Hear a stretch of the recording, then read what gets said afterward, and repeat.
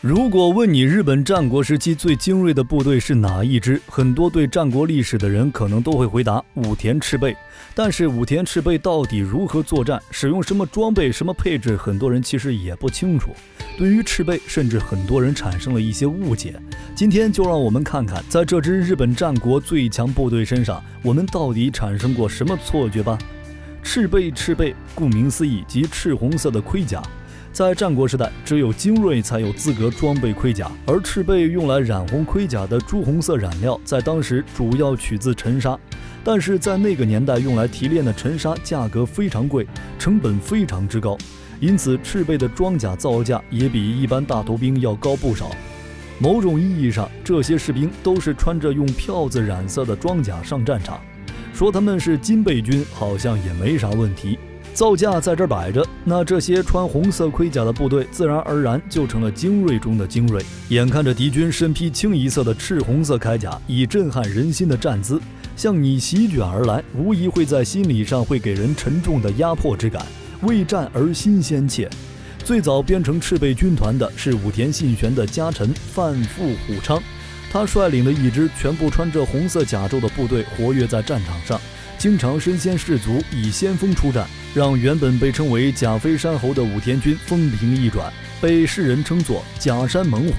但后来范富虎昌被太子武田义信谋反事件牵连，引咎自裁。武田信玄随后任命了范富虎昌的弟弟山县昌景为第二代赤备队的统领，赤备队也继续随着山田昌景为武田家四处征战。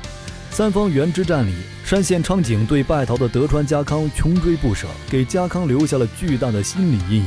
甚至有版本说家康被吓得拉了一裤子味增。现代人对于武田赤备或者说对于武田军的固有印象，那就是武田骑兵天下无敌。通过大河剧或者游戏入坑的人，对于甲胄赤红、轻功如火的武田骑兵一定都印象深刻。但随着了解的深入，大概就有人开始觉得最初接触到的武田骑兵的印象似乎站不住脚。当时日本战国时期，日本本土的马是否适合来冲锋？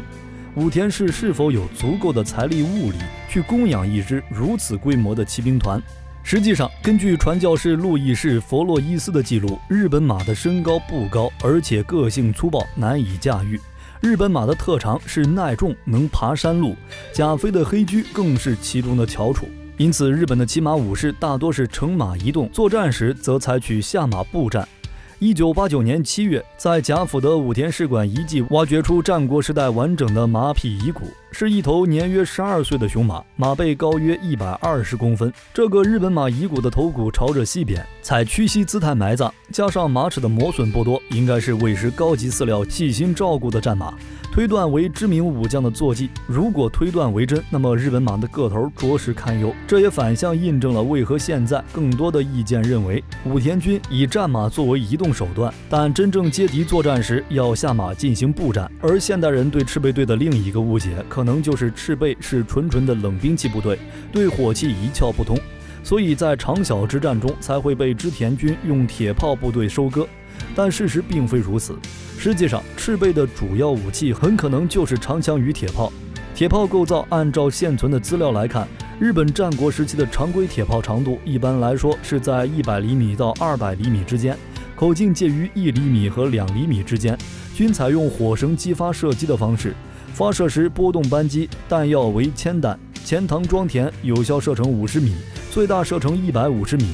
关于武田氏最早有关铁炮的记载，可能是在公元1555年时，据妙法寺记所言，时值第2次川中岛合战，武田信玄为了对付难缠的强敌上山谦信，把自己派人好不容易搞到的铁炮投入实战。很多说法中，这批铁炮还是他的盟友金川义元开放和港口帮武田家进口的。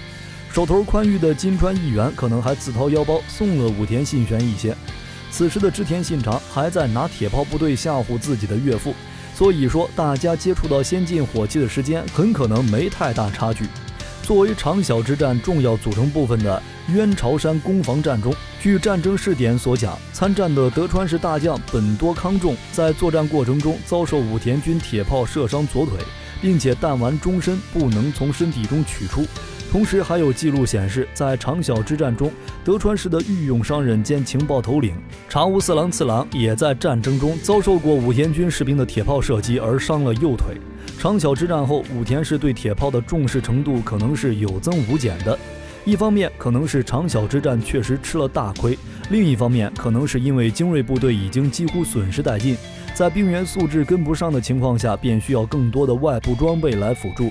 但事实证明，在战国时代，光靠大规模装备铁炮是无法改变命运的，更重要的是人心和战术。看到一些说法认为，在武田胜赖出兵讨伐叛将木曾义昌时，麾下部队的铁炮装备率已经达到了 15%， 但事实证明，这支部队的战斗力与当年武田信玄时期的甲州军根本是难以相提并论的，更别说挽救武田家的命运了。武田家覆灭后，赤备队并没有消失在历史中，趁着本能寺之变的混乱情势时，夺取甲斐国的德川家康将武田旧臣的兵力配属于德川四天王中的景一执政。此后，执政亦将自己的部队以赤备编成。景一执政受命令率领训练，景一赤备之后的表现着实是相当的亮眼。在著名的小牧长久手之战，景一赤备队大败丰臣秀吉的部队，一骑孤身切入敌阵的勇姿以及赤鬼的称号，令朱大明闻风丧胆。那些曾经对于年轻的景一执政颇有微词的德川家宿将，也改变了对于景一执政的看法。对比景一赤备，还要有名，恐怕就只剩下真田赤备了。作为武田家旧臣，真田家在信繁的父亲真田昌幸时，就在军中导入了赤备队的装备。清朝20年大阪夏之阵时，真田信繁编成从盔甲至旗帜全部赤红的部队。当时信繁接受丰臣氏邀请进入大阪城的目的，不再获得恩赏或恢复家名，而是为了报复害死其父真田昌幸的德川家，而痛击德川家康，并使真名的武名广布天下。其以武田家传统赤备编成的真田3000人部队，先是在道明寺之役击退伊达正宗引以为傲的12000铁炮骑兵队，接着在天王寺之战突破15000松平忠直的越前军，伊势金的藤堂高虎的军士直捣家康本阵，造成三方原之战以来德川本阵唯一一次溃败，逼得德川家康差点绝望切腹。围观的岛津忠恒称誉他真田日本第一武士，乃自古以来所未有的。在大阪之阵后，为东军诸将所传颂，从此赤备一名成为不朽。揭开历史面纱，探寻神秘冷兵器。本期的分享到这里就结束了。喜欢冷兵器的朋友可以点个关注，下期和您分享更精彩的内容。我们下期内容